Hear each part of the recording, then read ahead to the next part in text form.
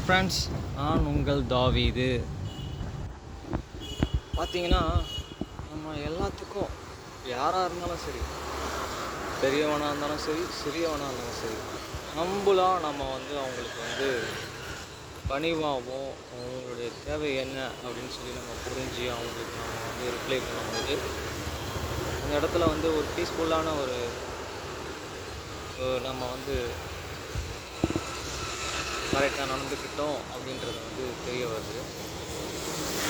இப்போ நம்மளுக்கு அந்த இடத்துல ஒரு நிம்மதி கிடைக்குது.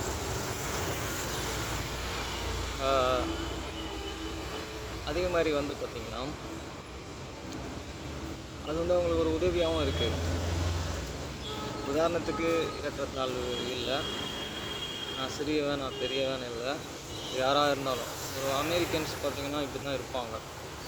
அதே மாதிரி பார்த்திங்கன்னா ஒரு அமெரிக்கன்ஸ் யாருக்கிட்டேயும் போய் கெஞ்ச மாட்டாங்க, இதை செய் எனக்கு அது செய், எனக்கு தேவை அப்படின்னு சொல்லவே மாட்டாங்க.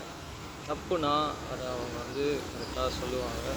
யாராக இருந்தாலும் சரி, அவன் ஒரு நோய்வாதிப்பட்ட ஒரு லெப்ரஸியாக இருந்தாலும் சரி, அவனுக்கு ஆனால் எல்லோரும் போல தான் கேட்பாங்க, அவனை ஒதுக்கவே மாட்டாங்க.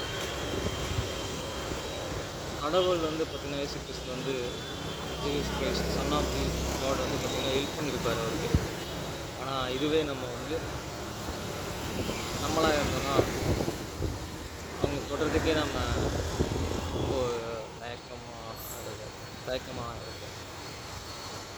அது மாதிரி சில நல்ல நல்ல விஷயங்களை நம்ம செய்யணும். ஃபர்ஸ்ட் ஆஃப் ஆல் நம்ம ஹம்புலாக எல்லாத்துக்கும் உதவி செய்யணும். அந்த உதவி எதாக இருந்தாலும் சரி, நம்மளால் செய்ய முடிஞ்ச உதவி. அதுவும் சிலர் உதவி செய்ய போய் உதவி செய்யாமல் அந்த உதவியை அப்படியே நம்ம இது பண்ணி வைக்கும்போது அதுவே நம்ம இந்த பாவம் நம்ம வாசப்படியில் படுத்திருக்கோம் அப்படின்னு சொல்கிறாரு. அது மாதிரி நம்ம இவருக்கு உதவி செய்ய நம்ம தயக்கமே பண்ணக்கூடாது, தயங்கவே கூடாது. ஹம்பல் அதாவது இரக்கத்தோடும் நல்ல மன ஒழுக்கத்தோடும் நம்ம யார் என்ன உதவி கேட்டோம்னாலும் நம்ம அதை அவங்க பெரியவங்க சின்னவங்க சொல்லி பார்க்குறாங்க செய்யணும். அது மாத்திரம் இல்லை,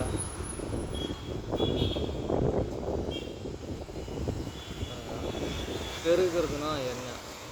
உதாரணத்துக்கு நான் சொல்கிறேன். ஒரு இடத்துல நம்ம பெண் எடுக்கிறோம்னு வச்சுக்கோங்களேன். அது நம்மளுடைய சொந்த பந்தங்களே எடுத்தால் நம்ம பெருக மாட்டோம். அதே பெண்களை வேறு நாட்டிலையும் சரி, வேறு கண்ட்ரிலையும் சரி நம்ம எடுக்கும்போது நம்ம பெருகிறோம். அதுதான் பெருக்கம் நான் சொல்கிறேன். இதுவே நம்ம சொந்த பந்தங்கள்லேயும் சரி, நம்ம நாட்டிலையும் சரி, நம்மளுடைய இந்திய நாட்டிலையும் சரி பெருக மாட்டோம். ஒரு ஒற்றுமை எப்படி வரும்னா, ஒரு நாட்டுக்கும் இன்னொரு நாட்டுக்கும் சம்மந்தம் வச்சுக்கணும். அப்போ தான் இப்போ பாகிஸ்தானுக்கும் இந்தியாவுக்கும் பிரச்சனையாக இருக்குது. இப்போ அவங்க ஒரு பொண்ணை நம்ம எடுக்கணும், நம்ம ஒரு பொண்ணை அவங்கள நம்ம எடுக்கணும். அப்போ அவங்க உள்ள இருக்க பிரச்சனை சால்வ் ஆகும். எப்படின்னு பார்த்தீங்கன்னா, உதாரணத்துக்கு சைனா, நம்மளோட அவங்க தொழில் நல்லா வளரணும்னு சொல்லி நம்மக்கிட்ட அவங்க இருக்காங்க. அப்போ அவங்களோட நம்ம சம்மந்தம் எடுக்கணும். அப்போ தான் ஒரு பிணைப்பு இருக்கும். நம்ம ஊர் ஆட்கள் அங்கே இருக்காங்க, அவங்க ஊர் ஆட்கள் நம்மகிட்ட இருக்காங்கன்றது. இந்த மாதிரி அண்டை நாடுகளோட தான் நம்ம உறவு நல்லா இருக்கணும்.